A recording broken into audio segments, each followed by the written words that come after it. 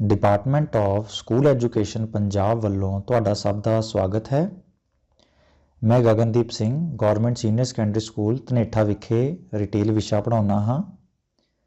प्यारे बच्चों, अज मैं तुहानू क्लास 9th का यूनिट पहला समझावांगा। यूनिट पहला इंट्रोडक्शन टू रीटेलिंग दी जान पछाण, जिसका जो पहला सैशन है वह है बेसिक्स ऑफ रीटेलिंग दी बुनियाद।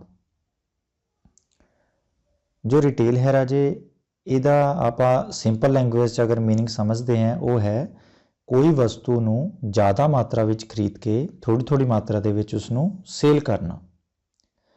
एक रीटेलर की है, वो की करदा है, लार्ज वॉल्यूम दे विच वस्तुआं प्रोडक्ट्स खरीददा है, चाहे वो होलसेलर तो खरीदे या फिर किसी मैन्युफैक्चरर फैक्ट्री तो। उस सेल्स वॉल्यूम नूं वो थोड़ी थोड़ी मात्रा दे विच कस्टमर्स की रिक्वायरमेंट के अकॉर्डिंग, जरूरत के अकॉर्डिंग थोड़ी थोड़ी मात्रा दे विच उन्हां नूं सेल कर दिंदा है। यही एक्चुअल दे विच रिटेलिंग है। हुण जो रिटेलर है, दुकानदार है, उसके कुछ फंक्शनस ने, उसके कुछ कार्ज ने, उन्हां बारे आपां गल करांगे। इन्हां विचों पहला कार्ज है breaking bulk into smaller quantities. ज़्यादा मात्रा च जो उसने समान खरीदिया सी उसनूं थोड़ी थोड़ी मात्रा दे विच ओह ग्राहकां नूं वेचेगा।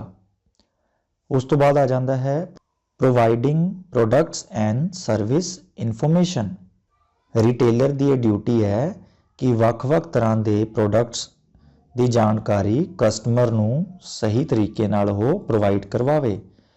वख-वख प्रोडक्ट्स के ब्रांड्स बारे, उन्हां दी खासियत बारे जिस तरह की जानकारी कस्टमर चाहता है उन्होंने सही जानकारी दवे।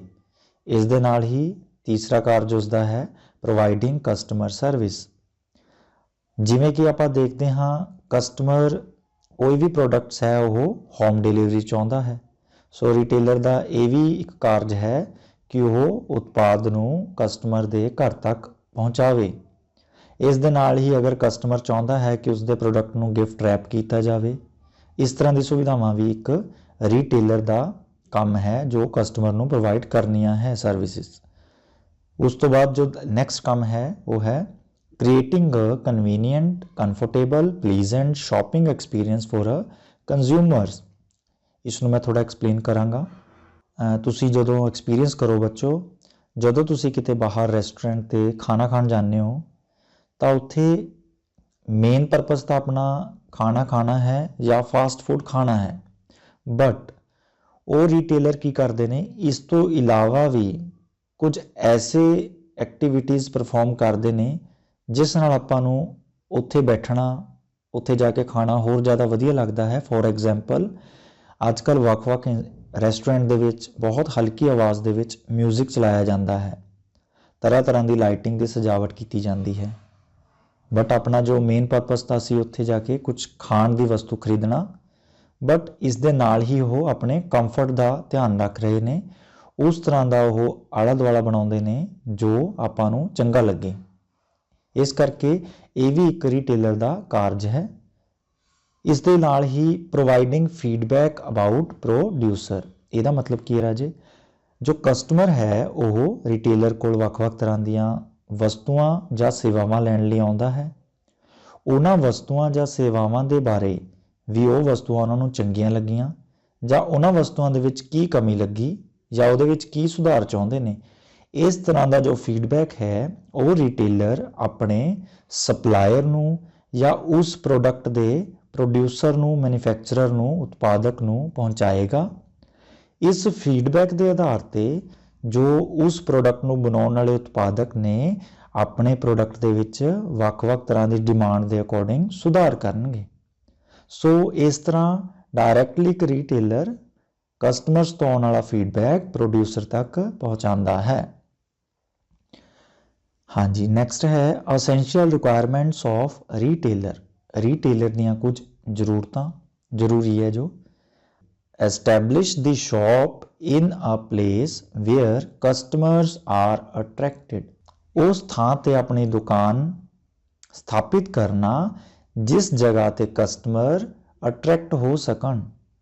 ਸੈਕਿੰਡ ਹੈ ਸਟਾਕ ਦੀ ਗੁੱਡਸ ਵਿਚ ਆਰ ਨੀਡਡ ਬਾਏ ਕਸਟਮਰਸ, ਉਹਨਾਂ ਵਸਤੂਆਂ ਦਾ ਭੰਡਾਰਨ ਕਰਨਾ, ਸਟਾਕ ਕਰਨਾ ਜਿਨ੍ਹਾਂ ਦੀ ਡਿਮਾਂਡ ਕਸਟਮਰ ਆ ਕੇ ਕਰਦਾ ਹੈ। ਤੀਸਰਾ point competitive price and quality of goods to be sold, ਜੋ ਵਸਤੂਆਂ ਇੱਕ ਰੀਟੇਲਰ ਨੇ ਵੇਚਣੀਆਂ ਹਨ ਉਹਨਾਂ ਨੂੰ ਕੰਪੀਟੀਟਿਵ ਪ੍ਰਾਈਸ ਤੇ ਚੰਗੀ ਕੁਆਲਿਟੀ ਦੇ ਆਧਾਰ ਤੇ ਵੇਚੇ। ਫਾਈਨੈਂਸ਼ੀਅਲੀ ਸਾਊਂਡ, ਜੋ ਰਿਟੇਲਰ ਹੈ ਉਹ ਹਿਸਾਬ ਕਿਤਾਬ ਸਹੀ ਤਰੀਕੇ ਨਾਲ ਰੱਖਦਾ ਹੋਵੇ, ਜੋ ਵਸਤੂਆਂ ਦਾ ਭੰਡਾਰਨ ਕਰਨਾ ਹੈ, ਸਟਾਕ ਕਰਨਾ ਹੈ ਸਟੋਰ ਦੇ ਵਿੱਚ, ਉਹ ਬੈਲੈਂਸਡ ਹੋਣਾ ਚਾਹੀਦਾ ਹੈ, ਨਾ ਹੀ ਉਸਨੇ ਜ਼ਿਆਦਾ ਓਵਰ ਸਟਾਕ ਕਰਨਾ ਹੈ ਵਸਤੂਆਂ ਨੂੰ ਔਰ ਨਾ ਹੀ ਘੱਟ ਸਟਾਕ ਕਰਨਾ ਹੈ ਕਿ ਵਸਤੂਆਂ ਉਸਦੇ ਸਟੋਰ ਦੇ ਵਿੱਚੋਂ ਡਿਮਾਂਡ ਤੋਂ ਪਹਿਲਾਂ ਖਤਮ ਹੋਣ। ਇਸ ਗੱਲ ਦਾ ਉਸਨੂੰ ਧਿਆਨ ਰੱਖਣਾ ਹੈ। ਇਹਦੇ ਨਾਲ ਹੀ ਇੱਕ ਰੀਟੇਲਰ ਦਾ ਇਹ ਵੀ ਫਰਜ਼ ਹੈ ਕਿ ਉਸਨੇ ਮਾਰਕੀਟ ਦੇ ਵਿੱਚ ਕੀ ਟ੍ਰੈਂਡ ਚੱਲ ਰਿਹਾ ਹੈ ਉਸ ਦੇ ਅਕੋਰਡਿੰਗ ਆਪਣੇ ਪ੍ਰੋਡਕਟਸ ਨੂੰ, ਆਪਣੀ ਸ਼ਾਪ ਨੂੰ ਅਪ ਟੂ ਡੇਟ ਰੱਖਣਾ ਹੈ ਤੇ ਆਪਣੀ ਜੋ ਪੋਜੀਸ਼ਨਸ ਹੈ ਉਸ ਨੂੰ ਮੇਨਟੇਨ ਕਰਕੇ ਰੱਖਣਾ ਹੈ। ਜੋ ਵਿੰਡੋ ਡਿਸਪਲੇ ਹੈ, ਪ੍ਰਦਰਸ਼ਨੀ ਹੈ, ਕਾਊਂਟਰ ਡਿਸਪਲੇ ਹੈ, ਉਸ ਨੂੰ ਵੀ ਵਧੀਆ ਤਰੀਕੇ ਨਾਲ ਬਣਾ ਕੇ ਰੱਖਣਾ ਹੈ ਜੋ ਕਿ ਸੇਲਸ ਪ੍ਰਮੋਸ਼ਨ ਦੇ ਕੰਮ ਆਉਂਦੀ ਹੈ। Always B ਅਸੈਸਿਬਲ to the customers, ਗ੍ਰਾਹਕਾਂ ਦੀ ਹਮੇਸ਼ਾ ਪਹੁੰਚ ਵਿੱਚ ਰਹਿਣਾ। ਰੀਟੇਲਰ ਦੀ ਇਹ ਜ਼ਿੰਮੇਵਾਰੀ ਹੈ ਕਿ ਉਹ ਗ੍ਰਾਹਕਾਂ ਦੀ ਪਹੁੰਚ ਵਿੱਚ ਰਹੇ। ਰੀਟੇਲਰ ਸਰਵਿਸਿਜ਼ ਟੂ ਕਸਟਮਰ, ਇਸ ਤੋਂ ਅੱਗੇ ਆ ਜਾਂਦਾ ਹੈ ਰੀਟੇਲਰ ਸਰਵਿਸਿਜ਼ ਟੂ ਕਸਟਮਰ। ਕਸਟਮਰ ਨੂੰ ਕੁਝ ਸਰਵਿਸਿਜ਼ ਰਿਟੇਲਰ ਦੁਆਰਾ ਦਿੱਤੀਆਂ ਜਾਂਦੀਆਂ ਨੇ, ਜਿਵੇਂ ਕਿ selling of goods in small quantities to customers. ਆਪਾਂ ਪਹਿਲਾਂ ਹੀ ਪੜ੍ਹਿਆ ਵੀ ਰਿਟੇਲਰ ਦਾ ਕੰਮ ਹੀ ਇਹ ਹੈ ਵਸਤੂਆਂ ਨੂੰ ਥੋੜ੍ਹੀ ਥੋੜ੍ਹੀ ਮਾਤਰਾ ਦੇ ਵਿੱਚ according to need of customer, customer ਦੀ ਜ਼ਰੂਰਤ ਦੇ ਅਕੋਰਡਿੰਗ ਵੇਚਣਾ। ਦੂਸਰੀ ਜੋ ਸਰਵਿਸ ਹੈ ਉਹ ਹੈ ਮੀਟ ਕਸਟਮਰ ਡਿਮਾਂਡਸ, ਗ੍ਰਾਹਕ ਦੀ ਜਿੰਨੀ ਕੁ ਡਿਮਾਂਡ ਹੈ ਉਸ ਨੂੰ ਪੂਰਾ ਕਰਨਾ। ਇਹ ਵੀ ਸਰਵਿਸ ਪ੍ਰੋਵਾਈਡ ਕਰਨ ਦੀ ਜ਼ਿੰਮੇਵਾਰੀ ਇੱਕ ਰਿਟੇਲਰ ਦੀ ਹੈ। Provide necessary information to consumer, ਵੱਖ-ਵੱਖ ਤਰ੍ਹਾਂ ਦੀ ਜਾਣਕਾਰੀ ਕਸਟਮਰ ਚਾਹੁੰਦਾ ਹੈ ਕਿਸੇ ਪ੍ਰੋਡਕਟ ਬਾਰੇ ਜਾਂ ਸਰਵਿਸ ਬਾਰੇ, ਉਸ ਤਰ੍ਹਾਂ ਦੀ ਜਾਣਕਾਰੀ ਰੀਟੇਲਰ ਕਸਟਮਰ ਨੂੰ ਦੇਵੇ। Guiding replacement conditions for the damages, ਅਗਰ ਕੋਈ ਗਾਰੰਟੀ ਵਾਲਾ ਪ੍ਰੋਡਕਟ ਕਸਟਮਰ ਵਾਪਸ ਕਰਨ ਆਉਂਦਾ ਹੈ ਤਾਂ ਉਸ ਦੀ ਰਿਪਲੇਸਮੈਂਟ ਵਿੱਚ ਰੀਟੇਲਰ ਨੂੰ ਹੈਲਪ ਕਰਨੀ ਬਣਦੀ ਹੈ। Displaying goods to attract customers, ਗਾਹਕਾਂ ਨੂੰ ਲੁਭਾਉਣ ਲਈ ਵਸਤੂਆਂ ਦੀ ਪ੍ਰਦਰਸ਼ਨੀ ਕਰੋ। Offering credit facility to regular and reliable customers, ਜਿਹੜੇ ਉਪਭੋਗਤਾ ਜਾਂ ਕਸਟਮਰ ਵਿਸ਼ਵਾਸਯੋਗ ਨੇ, ਲਗਾਤਾਰ ਆਉਂਦੇ ਨੇ, ਉਹਨਾਂ ਨੂੰ ਉਧਾਰ ਦੀ ਸਰਵਿਸ ਵੀ ਮੁਹੱਈਆ ਕਰਾਉਣਾ। ਇਸ ਦੇ ਨਾਲ ਹੀ ਆਪਣਾ ਜੋ ਫਸਟ ਸੈਸ਼ਨ ਹੈ ਉਹ ਕੰਪਲੀਟ ਹੋ ਜਾਂਦਾ ਹੈ। ਇਸ ਤੋਂ ਬਾਅਦ ਆਪਾਂ ਸ਼ੁਰੂ ਕਰਦੇ ਹਾਂ ਦੂਸਰਾ ਸੈਸ਼ਨ, ਆਰਗੇਨਾਈਜ਼ਡ ਐਂਡ ਅਨਆਰਗੇਨਾਈਜ਼ਡ ਰੀਟੇਲਿੰਗ। ਇੰਡੀਆ ਦੇ ਵਿੱਚ ਜੋ ਰਿਟੇਲ ਸੈਕਟਰ ਹੈ ਉਹ ਦੋ ਤਰ੍ਹਾਂ ਦਾ ਹੈ, ਆਰਗੇਨਾਈਜ਼ ਅਤੇ ਅਨਆਰਗੇਨਾਈਜ਼। ਪੁਰਾਣੇ ਸਮੇਂ ਤੋਂ ਹੀ ਜ਼ਿਆਦਾਤਰ ਜੋ ਪਰਚੇਜ਼ਿੰਗ ਦਾ ਕੰਮ ਹੈ ਉਹ ਕਿਰਾਨਾ ਸ਼ਾਪਸ ਤੋਂ, ਮੋਬਾਈਲ ਵੈਂਡਰਸ ਤੋਂ, ਮੰਡੀ ਤੋਂ, ਇਸ ਤਰ੍ਹਾਂ ਦੇ ਵੱਖ-ਵੱਖ ਅਦਾਰਿਆਂ ਤੋਂ ਹੀ ਕੀਤਾ ਜਾਂਦਾ ਸੀ। ਬਟ ਜਿਵੇਂ ਜਿਵੇਂ ਆਪਣਾ ਰਹਿਣ ਸਹਿਣ ਦਾ ਜੋ ਸਟੈਂਡਰਡ ਹੈ ਉਹ ਵੱਧਦਾ ਜਾ ਰਿਹਾ ਹੈ, ਜਿਹੜਾ ਰਿਟੇਲ ਸੈਕਟਰ ਹੈ ਉਹ ਵੱਧ ਤੋਂ ਵੱਧ ਡਿਪਾਰਟਮੈਂਟਲ ਸਟੋਰ ਵਿੱਚ ਬਦਲਦਾ ਜਾ ਰਿਹਾ ਹੈ ਤੇ ਰਿਟੇਲ ਆਰਗੇਨਾਈਜ਼ ਹੁੰਦਾ ਜਾ ਰਿਹਾ ਹੈ। ਹੁਣ ਆਪਾਂ ਗੱਲ ਕਰਦੇ ਹਾਂ ਇੱਕ ਆਰਗੇਨਾਈਜ਼ ਰੀਟੇਲਿੰਗ ਹੁੰਦਾ ਕੀ ਹੈ। ਜੋ ਆਰਗੇਨਾਈਜ਼ ਰੀਟੇਲਿੰਗ ਹੈ ਉਹ ਇੱਕ ਸਿਸਟਮੈਟਿਕ ਤਰੀਕੇ ਨਾਲ ਤੇ ਸਾਇੰਟਿਫਿਕ ਤਰੀਕੇ ਨਾਲ ਚੱਲਦਾ ਹੈ। ਜੋ ਆਰਗੇਨਾਈਜ਼ ਰੀਟੇਲਿੰਗ ਹੈ ਇਸ ਦੇ ਉਪਭੋਗਤਾਵਾਂ ਨੂੰ ਬਹੁਤ ਸਾਰੇ ਫਾਇਦੇ ਹਨ। ਇਹਦੇ ਨਾਲ ਹੀ ਇਹ ਰੁਜ਼ਗਾਰ ਪੈਦਾ ਕਰਨ ਦੇ ਵਿੱਚ ਤੇ ਦੇਸ਼ ਦੀ GDP ਨੂੰ ਵਧਾਉਣ ਲਈ ਵੀ ਹੈਲਪ ਕਰਦਾ ਹੈ। ਅਨਆਰਗੇਨਾਈਜ਼ ਰੀਟੇਲਿੰਗ, ਪੁਰਾਣੇ ਸਮੇਂ ਤੋਂ ਹੀ ਇਸ ਤਰ੍ਹਾਂ ਦੀ ਰਿਟੇਲਿੰਗ ਆਪਣੇ ਇੰਡੀਆ ਦੇ ਵਿੱਚ ਚੱਲਦੀ ਆ ਰਹੀ ਹੈ, ਜਿਵੇਂ ਕਿ ਸਮਾਲ ਫੈਮਿਲੀ ਬਿਜ਼ਨਸ, ਘਰ ਦੇ ਪਰਿਵਾਰਕ ਮੈਂਬਰਾਂ ਦੁਆਰਾ ਹੀ ਛੋਟੀਆਂ-ਛੋਟੀਆਂ ਦੁਕਾਨਾਂ ਜੋ ਚਲਾਈਆਂ ਜਾਂਦੀਆਂ ਸੀ, ਜਿਵੇਂ ਕਿ ਕਿਰਾਨਾ ਸਟੋਰਸ। ਜੋ ਅਨਆਰਗੇਨਾਈਜ਼ ਯੂਨਿਟ ਹੈ, ਇਹ ਕਿਸੇ ਤਰ੍ਹਾਂ ਦਾ ਰਜਿਸਟਰਡ ਅਦਾਰਾ ਨਹੀਂ ਹੈ, ਨਾ ਹੀ ਕਾਨੂੰਨੀ ਤੌਰ 'ਤੇ, ਨਾ ਹੀ ਵਿਧਾਨਕ ਤੌਰ 'ਤੇ। ਇਹਨਾਂ ਸਟੋਰਾਂ ਦਾ ਹਿਸਾਬ ਕਿਤਾਬ ਕਿਸੇ ਵੀ ਤਰ੍ਹਾਂ ਦੀ ਲਿਖਤੀ ਕਾਰਵਾਈ ਵਿੱਚ ਨਹੀਂ ਕੀਤਾ ਜਾਂਦਾ। ਅਨਆਰਗੇਨਾਈਜ਼ ਸਟੋਰ ਦੇ ਕੁਝ ਫੀਚਰਸ ਨੇ, ਜਿਵੇਂ lack of adequate infrastructure. Unorganise store ਦੇ ਵਿੱਚ ਇਨਫਰਾਸਟ੍ਰਕਚਰ ਦੀ ਘਾਟ ਹੁੰਦੀ ਹੈ। Second, lack of modern technology. ਬਿਲਕੁਲ, ਅਨਆਰਗੇਨਾਈਜ਼ ਰੀਟੇਲਿੰਗ ਦੇ ਵਿੱਚ ਜੋ ਮਾਡਰਨ ਅੱਜ ਦੇ ਯੁੱਗ ਦੀ ਟੈਕਨੋਲੋਜੀ ਹੈ ਉਹ ਨਹੀਂ ਵਰਤੀ ਜਾਂਦੀ। Lack of funding. Unorganise store ਦੇ ਵਿੱਚ ਫੰਡਸ ਦੀ, ਪੈਸੇ ਦੀ ਵੀ ਕਮੀ ਹੁੰਦੀ ਹੈ। ਹੁਣ ਆਪਾਂ ਆਰਗੇਨਾਈਜ਼ ਅਤੇ ਅਨਆਰਗੇਨਾਈਜ਼ ਰੀਟੇਲਿੰਗ ਵਿੱਚ ਅੰਤਰ ਕਰਾਂਗੇ। ਸਭ ਤੋਂ ਪਹਿਲਾਂ ਹੈ ਵੈਰਾਈਟੀ ਆਫ ਆਈਟਮਸ। ਜਿਹੜੀਆਂ ਉੱਥੇ ਵਸਤੂਆਂ ਹੋਣਗੀਆਂ ਆਰਗੇਨਾਈਜ਼ ਦੇ ਵਿੱਚ ਉਹ ਲਾਰਜ ਕੁਆਂਟੀਟੀ 'ਚ ਹੋਣਗੀਆਂ, ਬਹੁਤ ਜ਼ਿਆਦਾ ਵੱਡੇ ਪੱਧਰ 'ਤੇ। ਬਟ ਅਨਆਰਗੇਨਾਈਜ਼ ਦੇ ਵਿੱਚ ਕੁਝ ਕੁ ਮਾਤਰਾ ਵਿੱਚ ਜਾਂ ਥੋੜ੍ਹੀਆਂ ਜਿਹੀਆਂ ਵਸਤੂਆਂ ਹੀ ਅਵੇਲੇਬਲ ਹੁੰਦੀਆਂ ਨੇ। ਦੂਸਰਾ point, size of retail outlet. ਜੋ ਆਰਗੇਨਾਈਜ਼ ਸੈਕਟਰ ਹੈ ਉਸ ਦੀ ਜੋ ਰੀਟੇਲਿੰਗ ਆਊਟਲੈਟਸ ਹੈ ਉਹ ਬਹੁਤ ਵੱਡੇ ਏਰੀਆ ਦੇ ਵਿੱਚ ਬਣਦੇ ਨੇ, ਬਟ ਜੋ ਅਨਆਰਗੇਨਾਈਜ਼ ਸੈਕਟਰ ਹੈ ਉਸ ਦੇ ਰਿਟੇਲ ਦੇ ਆਊਟਲੈਟਸ ਜਾਂ ਰਿਟੇਲ ਸ਼ਾਪਸ ਛੋਟੇ ਆਕਾਰ ਦੇ ਹੁੰਦੇ ਹਨ। ਤੀਸਰਾ ਪੁਆਇੰਟ, ਸਾਈਜ਼ ਆਫ ਐਮਪਲੋਇਜ਼। ਜੋ ਆਰਗੇਨਾਈਜ਼ ਰਿਟੇਲਿੰਗ ਹੈ ਉਸ ਦੇ ਵਿੱਚ ਬਹੁਤ ਸਾਰੇ ਐਮਪਲੋਏ ਕੰਮ ਕਰਦੇ ਨੇ, ਜ਼ਿਆਦਾ ਗਿਣਤੀ ਵਿੱਚ, ਬਟ ਅਨਆਰਗੇਨਾਈਜ਼ ਦੇ ਵਿੱਚ ਐਦਾਂ ਨਹੀਂ ਹੁੰਦਾ, ਉਸ ਦੇ ਵਿੱਚ ਘੱਟ ਗਿਣਤੀ ਹੀ ਕੰਮ ਕਰਦੇ ਨੇ। Fourth point, capital requirement. ਪੈਸੇ ਦੀ ਜੋ ਜ਼ਰੂਰਤ ਪੈਂਦੀ ਹੈ ਇਹਨਾਂ ਨੂੰ ਬਣਾਉਣ ਲਈ, ਆਰਗੇਨਾਈਜ਼ ਦੇ ਵਿੱਚ ਬਹੁਤ ਜ਼ਿਆਦਾ ਪੈਸੇ ਦੀ ਜ਼ਰੂਰਤ ਹੈ, ਬਟ ਅਨਆਰਗੇਨਾਈਜ਼ ਦੇ ਵਿੱਚ ਕੰਪੈਰੇਟਿਵਲੀ ਘੱਟ ਪੈਸੇ ਨਾਲ ਵੀ ਰੀਟੇਲਿੰਗ ਦਾ ਜੋ ਬਿਜ਼ਨਸ ਹੈ ਉਹ ਚਲਾਇਆ ਜਾ ਸਕਦਾ ਹੈ। ਪੰਜਵਾਂ ਪੁਆਇੰਟ, ਟਰਮਸ ਆਫ ਐਮਪਲੋਇਮੈਂਟ। ਨੌਕਰੀ ਦੀ ਇੱਕ ਨਿਯਮ ਕਾਇਦੇ ਨੇ ਜੋ ਆਰਗੇਨਾਈਜ਼ ਸੈਕਟਰ ਹੈ ਇਸ ਦੇ ਵਿੱਚ ਪ੍ਰੋਪਰ ਬਣਾਏ ਜਾਂਦੇ ਨੇ, ਬਟ ਅਨਆਰਗੇਨਾਈਜ਼ ਦੇ ਵਿੱਚ ਇਸ ਤਰ੍ਹਾਂ ਦਾ ਕੋਈ ਗੌਰਮੈਂਟ ਵੱਲੋਂ ਵੀ ਕੰਟਰੋਲ ਨਹੀਂ ਹੁੰਦਾ ਤੇ ਇਹ ਖਿੰਡਰੀਆਂ ਇਕਾਈਆਂ ਹੁੰਦੀਆਂ ਨੇ। ਛੇਵਾਂ ਪੁਆਇੰਟ, ਸਟਾਈਲ। ਜੋ ਆਰਗੇਨਾਈਜ਼ ਸੈਕਟਰ ਹੈ ਉਹ ਕੋਆਪਰੇਟਿਵ ਸੈਕਟਰ ਹੁੰਦਾ ਹੈ, ਬਟ ਅਨਆਰਗੇਨਾਈਜ਼ ਸੋਲ ਟ੍ਰੇਡਿੰਗ, ਯਾਨੀ ਕਿ ਇਸ ਦਾ ਇਕਲੌਤਾ ਮਾਲਿਕ ਖੁਦ ਹੁੰਦਾ ਹੈ, ਇਸ ਦਾ ਇਕਲੌਤਾ ਖੁਦ ਹੀ ਮਾਲਕ ਹੁੰਦਾ ਹੈ। Seventh point, network of retailers. Organise ਦੇ ਵਿੱਚ ਨੈਟਵਰਕ ਹੈ ਉਹ ਬਹੁਤ ਬੜਾ ਹੁੰਦਾ ਹੈ ਤੇ ਬਹੁਤ ਸਾਰੀਆਂ ਬ੍ਰਾਂਚਾਂ ਨੂੰ ਸਾਂਭਿਆ ਜਾਂਦਾ ਹੈ, ਬਟ ਅਨਆਰਗੇਨਾਈਜ਼ ਦੇ ਵਿੱਚ ਇੱਕ ਰਿਟੇਲਰ ਕੋਲ ਇੱਕ ਹੀ ਯੂਨਿਟ ਹੁੰਦੀ ਹੈ। 8th point, retail sales. ਜੋ ਆਰਗੇਨਾਈਜ਼ ਹੈ ਉਹਦੇ ਵਿੱਚ ਬਹੁਤ ਲਾਰਜ ਕੁਆਂਟੀਟੀ ਦੇ ਵਿੱਚ ਵਸਤੂਆਂ ਨੂੰ ਵੇਚਿਆ ਜਾਂਦਾ ਹੈ, ਬਟ ਅਨਆਰਗੇਨਾਈਜ਼ ਦੇ ਵਿੱਚ ਥੋੜੀ ਮਾਤਰਾ ਦੇ ਵਿੱਚ ਹੀ ਵਸਤੂਆਂ ਵਿਕਦੀਆਂ ਹਨ।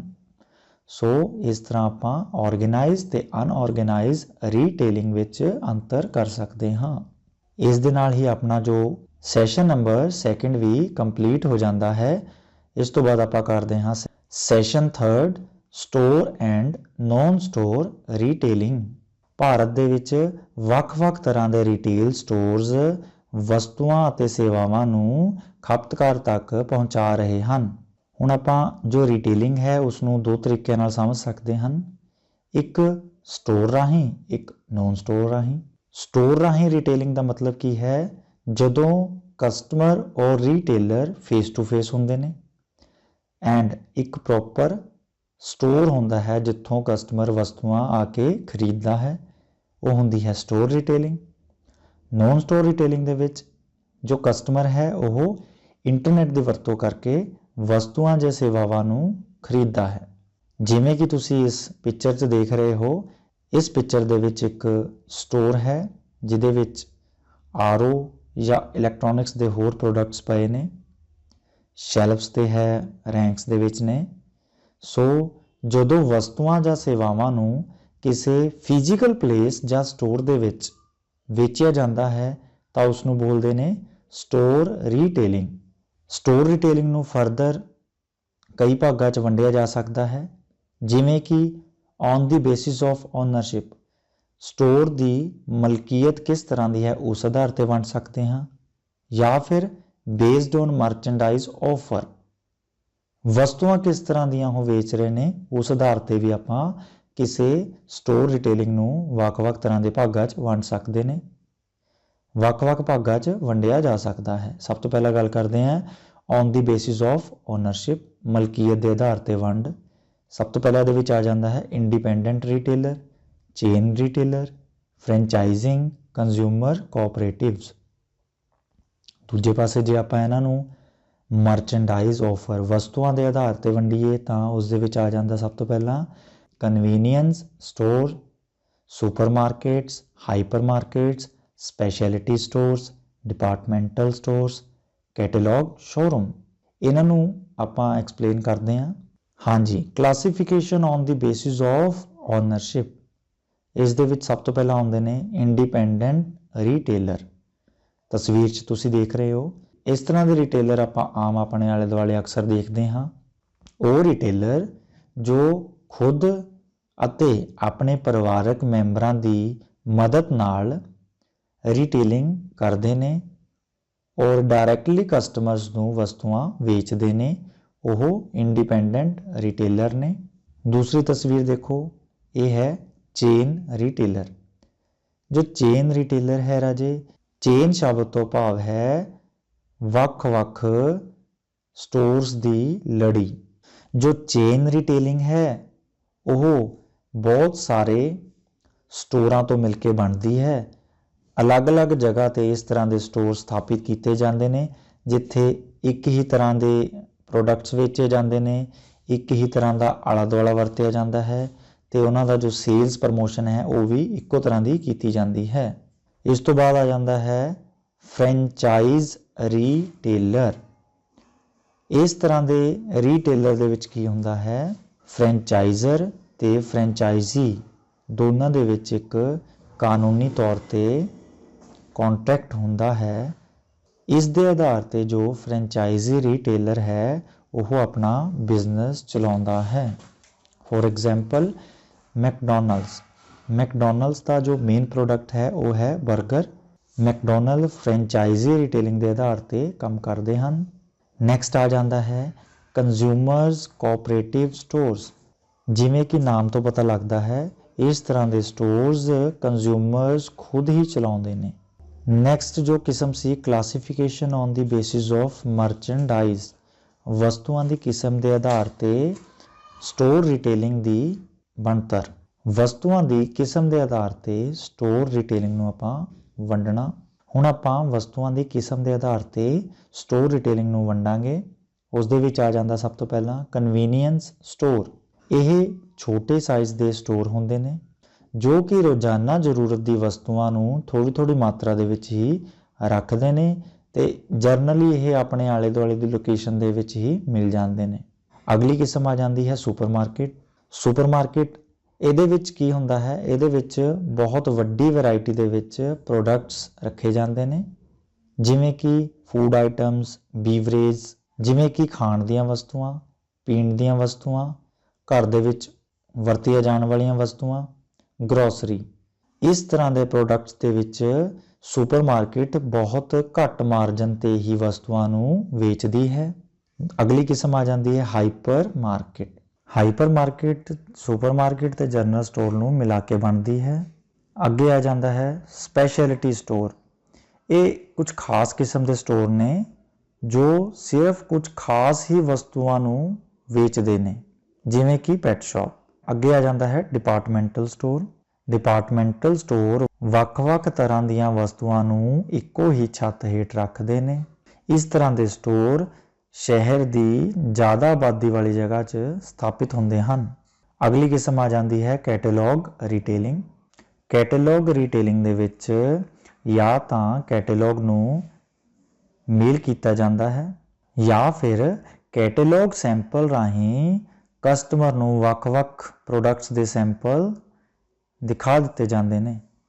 ਜ਼ਿਆਦਾਤਰ ਕੈਟੇਲੌਗ ਰੀਟੇਲਿੰਗ ਹਾਰਡਵੇਅਰ ਜਾਂ ਕੰਜ਼ਿਊਮਰ ਇਲੈਕਟ੍ਰੋਨਿਕਸ ਇਸ ਤਰ੍ਹਾਂ ਦੇ ਪ੍ਰੋਡਕਟਸ ਲਈ ਵਰਤੇ ਜਾਂਦੇ ਹਨ। ਹੁਣ ਆਪਾਂ ਗੱਲ ਕਰਾਂਗੇ ਨੌਨ ਸਟੋਰ ਰੀਟੇਲਿੰਗ ਦੀ। ਜਦੋਂ ਵਸਤੂਆਂ ਅਤੇ ਸੇਵਾਵਾਂ ਫਿਜ਼ੀਕਲੀ ਕਿਸੇ ਜਗ੍ਹਾ ਤੋਂ ਜਾਂ ਸਟੋਰ ਤੋਂ ਨਹੀਂ ਵੇਚੀਆਂ ਜਾਂਦੀਆਂ ਤਾਂ ਉਹਨਾਂ ਨੂੰ ਨੌਨ ਸਟੋਰ ਰੀਟੇਲਿੰਗ ਕਿਹਾ ਜਾਂਦਾ ਹੈ। ਨੌਨ ਸਟੋਰ ਰੀਟੇਲਿੰਗ ਦੇ ਵਿੱਚ ਡਾਇਰੈਕਟ ਕੰਜ਼ਿਊਮਰ ਨਾਲ ਸੰਬੰਧ ਹੁੰਦਾ ਹੈ। ਕਲਾਸੀਫਿਕੇਸ਼ਨ ਆਫ ਨੌਨ ਸਟੋਰ ਰੀਟੇਲਿੰਗ, ਇਹਨਾਂ ਨੂੰ ਆਪਾਂ ਦੋ ਭਾਗਾਂ 'ਚ ਵੰਡਾਂਗੇ, ਡਾਇਰੈਕਟ ਪਰਸਨਲ ਮਾਰਕੀਟਿੰਗ, ਦੂਸਰਾ direct response marketing. Direct personal market ਮਤਲਬ ਕਸਟਮਰ ਤੱਕ ਡਾਇਰੈਕਟਲੀ ਪ੍ਰੋਡਕਟਸ ਨੂੰ ਪਹੁੰਚਾਉਣਾ, ਔਰ ਡਾਇਰੈਕਟ ਰਿਸਪੌਂਸ ਮਾਰਕੀਟ ਦੇ ਵਿੱਚ ਆ ਜਾਂਦਾ ਹੈ ਮੇਲ ਆਰਡਰ ਰੀਟੇਲਿੰਗ, ਟੈਲੀਵਿਜ਼ਨ ਸ਼ਾਪਿੰਗ, ਈ ਸ਼ਾਪਿੰਗ, ਟੈਲੀ ਮਾਰਕੀਟਿੰਗ। ਪਹਿਲਾ ਆ ਜਾਂਦਾ ਇਹਦੇ ਵਿੱਚ ਡਾਇਰੈਕਟ ਪਰਸਨਲ ਕੰਟੈਕਟ, ਯਾਨੀ ਕਿ ਜਦੋਂ ਵਸਤੂਆਂ ਨੂੰ ਡਾਇਰੈਕਟਲੀ ਜਾ ਕੇ ਕਸਟਮਰ ਤੱਕ ਫੇਸ ਟੂ ਫੇਸ ਹੋ ਕੇ ਵੇਚਿਆ ਜਾਂਦਾ ਹੈ। For example cosmetics, jewelleries, home appliances, educational material ETC। अगली किस्म आ जाती है ये डायरैक्ट रिस्पॉन्स मार्केटिंग। जदों कस्टमर तक प्रोडक्ट्स अते सर्विसिस की जानकारी मेल राही, कैटलॉग्स राही, फोन राही, टैलीविज़न राही, इंटरनेट की वरतों करके डायरैक्ट मार्केटिंग के राही पहुँचती है ਤਾਂ ਇਸ ਨੂੰ ਕਹਿੰਦੇ ਆ ਡਾਇਰੈਕਟ ਰਿਸਪੌਂਸ ਮਾਰਕੀਟਿੰਗ। ਹੁਣ ਜੋ ਡਾਇਰੈਕਟ ਰਿਸਪੌਂਸ ਮਾਰਕੀਟਿੰਗ ਹੈ ਉਸ ਦੀਆਂ ਕੁਝ ਕਿਸਮਾਂ ਨੇ, ਜਿਵੇਂ ਮੇਲ ਆਰਡਰ ਰਿਟੇਲਿੰਗ ਹੈ, ਯਾਨੀ ਕਿ ਕਸਟਮਰਸ ਨੂੰ ਡਾਇਰੈਕਟ ਪ੍ਰੋਡਕਟ ਤੇ ਸਰਵਿਸਿਜ਼ ਦੀ ਜਾਣਕਾਰੀ ਦੇਣਾ ਥਰੂ ਮੇਲ। ਦੂਸਰਾ ਟੈਲੀਵਿਜ਼ਨ ਸ਼ਾਪਿੰਗ, ਵੱਖ-ਵੱਖ ਤਰ੍ਹਾਂ ਦੇ ਟੈਲੀਵਿਜ਼ਨ ਦੇ ਵਿੱਚ ਟੈਲੀਵਿਜ਼ਨ ਸ਼ਾਪਿੰਗ ਨਾਮ ਤੋਂ ਹੀ ਕਲੀਅਰ ਹੈ, ਟੈਲੀਵਿਜ਼ਨ ਤੇ ਵੱਖ-ਵੱਖ ਪ੍ਰੋਡਕਟਸ ਨੂੰ ਸੇਲ ਕੀਤਾ ਜਾਂਦਾ ਹੈ ਟੈਲੀ ਸ਼ਾਪਿੰਗ ਦੇ ਨਾਂ ਤੇ, ਜਿਵੇਂ ਕਿ ਹੋਮ ਸ਼ੋਪ 18 ਜਾਂ ਇਸ ਤਰ੍ਹਾਂ ਦੇ ਹੋਰ ਸਾਰੇ ਚੈਨਲ ਨੇ ਜਿਨ੍ਹਾਂ ਤੇ ਟੈਲੀਵਿਜ਼ਨ ਸ਼ਾਪਿੰਗ ਰਾਹੀਂ ਵਸਤੂਆਂ ਸੇਲ ਕੀਤੀਆਂ ਜਾਂਦੀਆਂ ਨੇ। ਅਗਲੀ ਕਿਸਮ ਹੈ ਈ ਸ਼ਾਪਿੰਗ। ਈ ਤੋਂ ਭਾਵ ਹੈ ਇੰਟਰਨੈਟ ਰਾਹੀਂ। ਸੋ ਵੱਖ-ਵੱਖ ਤਰ੍ਹਾਂ ਦੇ ਐਮਾਜ਼ੋਨ, ਫਲਿੱਪਕਾਰਟ, ਸਨੈਪਡੀਲ ਜਾਂ ਹੋਰ ਈ ਰਿਟੇਲਰ ਨੇ ਜੋ ਕਿ ਇੰਟਰਨੈਟ ਦੀ ਵਰਤੋਂ ਰਾਹੀਂ ਕਸਟਮਰਸ ਨੂੰ ਵੱਖ-ਵੱਖ ਤਰ੍ਹਾਂ ਦੇ ਪ੍ਰੋਡਕਟਸ ਤੇ ਸਰਵਿਸਿਜ਼ ਮੁਹੱਈਆ ਕਰਾਉਂਦੇ ਨੇ। ਟੈਲੀ ਮਾਰਕੀਟਿੰਗ, ਟੈਲੀਫੋਨ ਦੀ ਵਰਤੋਂ ਕਰਕੇ ਪ੍ਰੋਡਕਟ ਤੇ ਸਰਵਿਸ ਦੀ ਜਾਣਕਾਰੀ ਕਸਟਮਰ ਤੱਕ ਪਹੁੰਚਾਈ ਜਾਂਦੀ ਹੈ, ਉਹਨਾਂ ਤੱਕ ਹੀ ਪ੍ਰੋਡਕਟ ਤੇ ਸਰਵਿਸ ਨੂੰ ਵੀ ਡਿਲੀਵਰ ਕੀਤਾ ਜਾਂਦਾ ਹੈ। ਹੁਣ ਆਪਾਂ ਸਟੋਰ ਤੇ ਨੌਨ ਸਟੋਰ ਰਿਟੇਲਿੰਗ ਦੇ ਵਿੱਚ ਡਿਫਰੈਂਸ ਕਰਾਂਗੇ। ਸਟੋਰ ਰਿਟੇਲਿੰਗ ਦੇ ਵਿੱਚ ਕੀ ਆਉਂਦਾ ਹੈ? Direct relationship with customer. ਇਸ ਵਿੱਚ ਖਪਤਕਾਰ ਦੇ ਨਾਲ ਰੀਟੇਲਰ ਦਾ ਸੰਬੰਧ ਇਨਡਾਇਰੈਕਟ ਹੁੰਦਾ ਹੈ, ਬਟ ਨੌਨ ਸਟੋਰ ਰਿਟੇਲਿੰਗ ਦੇ ਵਿੱਚ ਕੰਜ਼ਿਊਮਰ ਦੇ ਨਾਲ ਰੀਟੇਲਰ ਦਾ ਜੋ ਸੰਬੰਧ ਹੈ ਉਹ ਡਾਇਰੈਕਟ ਹੁੰਦਾ ਹੈ। ਸਟੋਰ ਰਿਟੇਲਿੰਗ ਦੇ ਵਿੱਚ ਕਸਟਮਰ ਹੈ ਉਹ ਕਿਸੇ ਸ਼ੋਰੂਮ ਦੇ ਵਿੱਚ ਜਾ ਕੇ ਜਾਂ ਕਿਸੇ ਜਗ੍ਹਾ ਤੇ ਜਾ ਕੇ ਹੀ ਪ੍ਰੋਡਕਟ ਨੂੰ ਪਰਚੇਜ਼ ਕਰਦਾ ਹੈ, but in non store retailing customers mail ਦੀ ਵਰਤੋਂ, ਕੈਟਲੌਗ ਦੀ ਵਰਤੋਂ, ਫੋਨਸ ਦੀ ਵਰਤੋਂ, ਟੈਲੀਵਿਜ਼ਨ ਦੀ ਵਰਤੋਂ ਜਾਂ ਫਿਰ ਇੰਟਰਨੈਟ ਦੀ ਵਰਤੋਂ ਕਰਕੇ ਵਸਤੂਆਂ ਨੂੰ ਖਰੀਦਦਾ ਹੈ। ਸਟੋਰ ਰਿਟੇਲਿੰਗ ਦੇ ਵਿੱਚ ਵੱਖ-ਵੱਖ ਤਰ੍ਹਾਂ ਦੇ ਪ੍ਰੋਡਕਟਸ ਨੂੰ ਅਰੇਂਜ ਕੀਤਾ ਜਾਂਦਾ ਹੈ ਰਿਟੇਲਰ ਦੁਆਰਾ, ਬਟ ਨੌਨ ਸਟੋਰ ਰਿਟੇਲਿੰਗ ਦੇ ਵਿੱਚ ਕਸਟਮਰ ਦੇ ਐਡਰੈਸ ਤੇ ਪ੍ਰੋਡਕਟਸ ਨੂੰ ਪਹੁੰਚਾ ਦਿੱਤਾ ਜਾਂਦਾ ਹੈ। ਸਟੋਰ ਰਿਟੇਲਿੰਗ ਦੇ ਵਿੱਚ ਬਹੁਤ ਸਾਰੇ ਚੈਨਲ ਜਿਵੇਂ ਕਿ ਹੋਲਸੇਲਰ, ਡਿਸਟ੍ਰੀਬਿਊਟਰ, ਰੀਟੇਲਰ, ਇਸ ਤਰ੍ਹਾਂ ਦੇ ਚੈਨਲ ਇਨਵੋਲਵ ਹੁੰਦੇ ਨੇ, ਬਟ ਨੌਨ ਸਟੋਰ ਰੀਟੇਲਿੰਗ ਦੇ ਵਿੱਚ ਪ੍ਰੋਡਕਟਸ ਡਾਇਰੈਕਟ ਕਸਟਮਰ ਤੱਕ ਪਹੁੰਚਦਾ ਹੈ। ਸਟੋਰ ਰਿਟੇਲਿੰਗ ਵਿੱਚ ਵੇਚੇ ਜਾਣ ਵਾਲੇ ਜ਼ਿਆਦਾਤਰ ਪ੍ਰੋਡਕਟਸ ਉਸੇ ਸਟੋਰ ਵਿੱਚ ਜਾਂ ਮਾਰਕੀਟ ਪਲੇਸ ਦੇ ਵਿੱਚ ਦਿਖਾਈ ਦਿੰਦੇ ਹਨ। ਨੌਨ ਸਟੋਰ ਰਿਟੇਲਿੰਗ ਦੇ ਵਿੱਚ ਇੰਟਰਨੈਟ ਤੇ ਆਨਲਾਈਨ ਰਾਹੀਂ ਹੀ ਵਸਤੂਆਂ ਦਿਖਾ ਕੇ ਵੇਚੀਆਂ ਜਾਂਦੀਆਂ ਹਨ। ਸਟੋਰ ਰਿਟੇਲਿੰਗ ਦੇ ਵਿੱਚ ਵਸਤੂਆਂ ਦੀ ਰਿਪਲੇਸਮੈਂਟ ਲਈ ਰੀਟੇਲਰ ਜ਼ਿੰਮੇਵਾਰ ਹੈ, ਬਟ ਈ ਰਿਟੇਲਿੰਗ ਦੇ ਵਿੱਚ ਵਸਤੂਆਂ ਦੀ ਰਿਪਲੇਸਮੈਂਟ ਲਈ ਈ ਰਿਟੇਲਰ ਜ਼ਿੰਮੇਵਾਰ ਹੈ। ਇਸ ਤਰ੍ਹਾਂ ਆਪਣਾ ਸੈਸ਼ਨ ਨੰਬਰ 3 ਵੀ ਕੰਪਲੀਟ ਹੋ ਗਿਆ। ਇਸ ਤੋਂ ਬਾਅਦ ਆਪਾਂ ਸੈਸ਼ਨ ਨੰਬਰ 4 ਦੀ ਗੱਲ ਕਰਦੇ ਹਾਂ, ਇੰਡੀਅਨ ਐਂਡ ਗਲੋਬਲ ਰੀਟੇਲਿੰਗ। ਭਾਰਤ ਦੇ ਵਿੱਚ ਰਹਿਣ ਵਾਲੇ ਲੋਕਾਂ ਦੀ ਜੋ ਪਰਚੇਜ਼ਿੰਗ ਪਾਵਰ ਹੈ ਉਹ ਪੋਪੂਲੇਸ਼ਨ ਦੇ ਨਾਲ ਹੀ ਵੱਧਦੀ ਜਾ ਰਹੀ ਹੈ, ਜਿਵੇਂ ਜਿਵੇਂ ਉਹਨਾਂ ਦੀ ਇਨਕਮ ਵੱਧਦੀ ਹੈ। ਇਸੇ ਤਰ੍ਹਾਂ ਇਹ ਸਭ ਦੇ ਵਧਣ ਨਾਲ ਜੋ ਰਿਟੇਲ ਆਊਟਲੈਟਸ ਹੈ ਉਹਨਾਂ ਵਿੱਚ ਵੀ ਵਾਧਾ ਹੁੰਦਾ ਜਾ ਰਿਹਾ ਹੈ। ਇਸੇ ਮੌਕੇ ਦਾ ਫਾਇਦਾ ਵੱਖ-ਵੱਖ ਤਰ੍ਹਾਂ ਦੇ ਰਿਟੇਲ ਸਟੋਰ ਜਿਵੇਂ ਕਿ ਟਾਟਾ, RPG ਗਰੁੱਪ, ITC, ਰਹੀਜਾਜ਼, ਹੀਰਾਨੰਦਾਨੀ, ਵੱਖ-ਵੱਖ ਤਰ੍ਹਾਂ ਦੇ ਹੋਰ ਅਰਬਨ ਤੇ ਸੈਮੀ ਅਰਬਨ ਜੋ ਰਿਟੇਲਰ ਨੇ ਉਹ ਫਾਇਦਾ ਉਠਾ ਰਹੇ ਹਨ। ਇੰਡੀਅਨ ਰਿਟੇਲਰਸ ਉਹ ਭਾਰਤੀ ਰਿਟੇਲਰ ਜੋ ਭਾਰਤ ਦੇ ਵਿੱਚ ਕੱਪੜੇ, ਗਰੋਸਰੀ, ਕਾਰਾਂ ਜਾਂ ਹੋਰ ਵਸਤੂਆਂ ਨੂੰ ਵੱਖ-ਵੱਖ ਡਿਸਟ੍ਰੀਬਿਊਸ਼ਨ ਚੈਨਲਾਂ ਰਾਹੀਂ ਭਾਰਤ ਦੇ ਵਿੱਚ ਹੀ ਵੇਚ ਰਹੇ ਹਨ, ਉਹ ਇੰਡੀਅਨ ਰਿਟੇਲਰ ਨੇ। ਇਹਨਾਂ ਦੇ ਵਿੱਚੋਂ ਕੁਝ ਮਸ਼ਹੂਰ ਇੰਡੀਅਨ ਰਿਟੇਲਰ ਨੇ ਜਿਵੇਂ ਕਿ ਬਿਗ ਬਾਜ਼ਾਰ ਜੋ ਕਿ ਫਿਊਚਰ ਗਰੁੱਪ ਦੀ ਕੰਪਨੀ ਹੈ। ਇਸੇ ਤਰ੍ਹਾਂ ਪੈਂਟਾਲੂਨਸ ਹੈ, ਰਿਲਾਇੰਸ ਰਿਟੇਲ ਹੈ, ਸ਼ੌਪਰਸ ਸਟਾਪ ਹੈ, ਟ੍ਰੈਂਡਸ ਲਿਮਿਟਿਡ ਹੈ, ਵੀ-ਮਾਰਟ ਹੈ। ਬਿਗ ਬਾਜ਼ਾਰ ਜੋ ਹੈ 2001 ਦੇ ਵਿੱਚ ਇਹ ਬਣਾਈ ਗਈ ਸੀ। ਇਹ ਕੰਪਨੀ ਫਿਊਚਰ ਗਰੁੱਪ ਵੱਲੋਂ ਸਥਾਪਿਤ ਕੀਤੀ ਗਈ ਸੀ। ਜੋ ਬਿਗ ਬਾਜ਼ਾਰ ਹੈ ਇਹਦੇ under hyper markets, discount, departmental store ਤੇ ਗਰੋਸਰੀ ਸਟੋਰ ਆ ਜਾਂਦੇ ਨੇ। ਨੈਕਸਟ ਜੋ ਹੈ ਪੈਂਟਾਲੂਨਸ ਹੈ ਇਹ ਸਭ ਤੋਂ ਪਹਿਲਾਂ ਫਿਊਚਰ ਗਰੁੱਪ ਦੁਆਰਾ ਕੰਟਰੋਲ ਕੀਤੀ ਜਾਂਦੀ ਸੀ।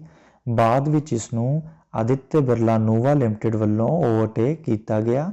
ਮੌਜੂਦਾ ਟਾਈਮ ਦੇ ਵਿੱਚ ਜੋ ਪੈਂਟਾਲੂਨ ਹੈ ਫੈਸ਼ਨ ਐਂਡ ਰਿਟੇਲ ਲਿਮਟਿਡ ਦੇ ਨਾਂ ਤੋਂ ਕੱਪੜੇ ਦਾ ਕਾਰੋਬਾਰ ਕਰ ਰਹੀ ਹੈ। ਪੈਂਟਾਲੂਨ ਦੇ ਬਹੁਤ ਸਾਰੇ ਰਿਟੇਲ ਸਟੋਰਸ ਨੇ ਜੋ ਰਿਟੇਲ ਚੇਨ ਦੇ ਤੌਰ ਤੇ ਕੰਮ ਕਰ ਰਹੇ ਨੇ। ਰਿਲਾਇੰਸ ਰਿਟੇਲ ਜੋ ਹੈ ਰਿਲਾਇੰਸ ਇੰਡਸਟਰੀ ਦੀ ਹੀ ਇੱਕ ਸ਼ਾਖਾ ਹੈ। ਰਿਲਾਇੰਸ ਦੇ ਇਸ ਤਰ੍ਹਾਂ ਦੇ ਸਟੋਰ ਖਾਣ ਵਾਲੀਆਂ ਵਸਤੂਆਂ, ਭੋਜਨ, ਗਰੋਸਰੀ, ਕੱਪੜੇ, ਫੁੱਟਵੇਅਰਸ, ਘਰ ਵਿੱਚ ਵਰਤੇ ਜਾਣ ਵਾਲੇ ਪ੍ਰੋਡਕਟਸ, ਇਲੈਕਟ੍ਰੋਨਿਕ ਪ੍ਰੋਡਕਟਸ ਜਾਂ ਫਿਰ ਕ੍ਰਿਸ਼ੀ ਵਿੱਚ ਵਰਤੇ ਜਾਣ ਵਾਲੇ ਔਜ਼ਾਰ, ਇਸ ਤਰ੍ਹਾਂ ਦੀਆਂ ਵਸਤੂਆਂ ਨੂੰ ਵੇਚਦੇ ਹਨ। ਅਗਲਾ ਜੋ ਸਟੋਰ ਹੈ ਉਹ ਹੈ ਸ਼ੌਪਰਸ ਸਟਾਪ। ਇਹ ਜੋ ਹੈ ਭਾਰਤੀ ਡਿਪਾਰਟਮੈਂਟਲ ਸਟੋਰ ਚੇਨ ਚਲਾਉਂਦੇ ਨੇ ਜਿਸ ਦਾ ਮਾਲਕ ਕੇ ਰਹੀਜਾ ਕਾਰਪੋਰੇਟ ਗਰੁੱਪ ਹੈ। ਇਸ ਤਰ੍ਹਾਂ ਦੇ ਸਟੋਰ ਖਾਸ ਕਰ ਕੱਪੜੇ ਦਾ, accessories, handbags, shoes, jewelleries, perfumes, cosmetics, health and beauty products ਜਾਂ ਹੋਮ ਫਰਨਿਸ਼ਡ ਇਸ ਤਰ੍ਹਾਂ ਦੇ ਪ੍ਰੋਡਕਟਸ ਦੇ ਵਿੱਚ ਆਪਣਾ ਕਾਰੋਬਾਰ ਚਲਾ ਰਹੇ ਹਨ। ਟਾਟਾ ਗਰੁੱਪ ਵੱਲੋਂ 1998 ਵਿੱਚ ਟ੍ਰੈਂਟ ਨਾਮ ਦੇ ਰਿਟੇਲ ਸਟੋਰਸ ਸਥਾਪਿਤ ਕੀਤੇ ਗਏ। ਅੱਜ ਇਹਨਾਂ ਦੀ ਬਹੁਤ ਵੱਡੀ ਚੇਨ ਇੰਡੀਆ ਦੇ ਵਿੱਚ ਕੰਮ ਕਰ ਰਹੀ ਹੈ। ਵੀ-ਮਾਰਟ ਜ਼ਿਆਦਾਤਰ ਕੱਪੜੇ, ਜਰਨਲ ਮਰਚੈਂਡਾਈਜ਼ ਅਤੇ ਕਿਰਾਨੇ ਦੀ ਵਸਤੂਆਂ ਦਾ ਕੰਮ ਕਰਦੇ ਨੇ। ਹੁਣ ਆਪਾਂ ਗੱਲ ਕਰਾਂਗੇ ਗਲੋਬਲ ਰਿਟੇਲਰਸ। ਉਹ ਰਿਟੇਲਰਸ ਜੋ ਗਲੋਬਲੀ ਬਹੁਤ ਸਾਰੀ ਕੰਟਰੀਜ਼ ਦੇ ਵਿੱਚ ਵਸਤੂਆਂ ਵੇਚਦੇ ਨੇ। ਜਿਹੜਾ ਗਲੋਬਲ ਰਿਟੇਲਰ ਦਾ ਪਰਪਸ ਹੈ ਉਹ ਹੈ ਗਲੋਬਲੀ ਤੌਰ ਤੇ ਆਪਣੀ ਪੋਜੀਸ਼ਨ ਨੂੰ ਪ੍ਰਾਪਤ ਕਰਨਾ। ਜੋ ਗਲੋਬਲ ਰਿਟੇਲਰਸ ਨੇ ਉਹ ਓਵਰਸੀਜ਼ ਮਾਰਕੀਟ ਨੂੰ ਕੈਪਚਰ ਕਰ ਰਹੇ ਨੇ। ਜੋ ਗਲੋਬਲੀ ਰਿਟੇਲਿੰਗ ਹੈ ਇਹ ਬਹੁਤ ਜ਼ਿਆਦਾ ਕਾਨੂੰਨੀ ਤੌਰ ਤੇ ਨਿਯਮਿਤ ਸੈਕਟਰ ਹੈ।